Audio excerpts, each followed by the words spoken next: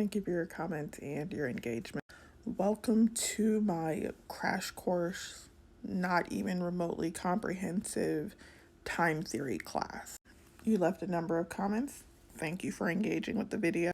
If you're new here, I'm Lieutenant Commander Ray. This is my Star Trek Safe Haven. Let's get into it. Just simply to dispute this comment first, this would be the only example I need to prove that multiple timelines exist in Star Trek. We see Worf literally traveling between multiple timelines and the convergence of those timelines at a rip in space-time. They fixed it, everything went back the way it was supposed to be. But to get slightly more into the weeds, I've isolated a few examples, clusters of examples, about a couple of other ways that time works.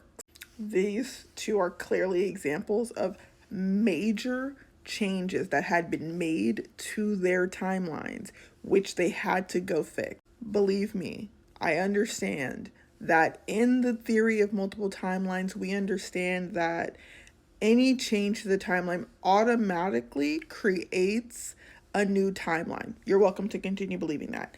The way that Star Trek presents in any specific episode or movie, they are setting the rules for how they want us to understand the changes that they've made. In these two examples, the alternate temporal agents had been on Earth meddling with the timelines. Daniels sends the Enterprise back to fix it, which here we see the timeline resetting. They've fixed it. They are still in the prime timeline. Here, Q changed the timeline. I have another video where I've discussed the dialogue in season 2 in the timeline shenanigans playlist at the bottom. They fixed the timeline. They saved Picard's great aunt.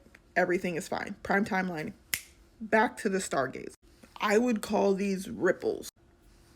When the Enterprise follows the Borg sphere back, they see that Earth has been assimilated. When they land in Bozeman or end at the a couple days before first contact, they have to stop the Borg from deterring or stopping first contact from happening, which they did. Drones were left on Earth that the scientists in this episode found. They didn't reanimate them, but they unfroze them and were assimilated.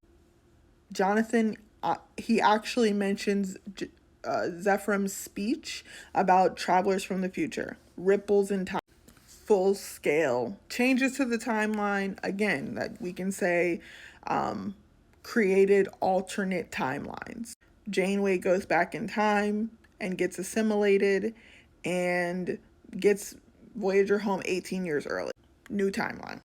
Chakotay and Harry steal a shuttle, use Seven's temporal node, communicate with the ship, and they don't crash and die. New timeline. Jake unalives himself to untether Benjamin to the vacuum of space-time so that Benjamin returns to this point, avoiding the accident. I hope that made sense. The examples I gave was the demonstration of multiple timelines with parallels, ripples in time, creating new timelines or altering them, and repairing the timeline.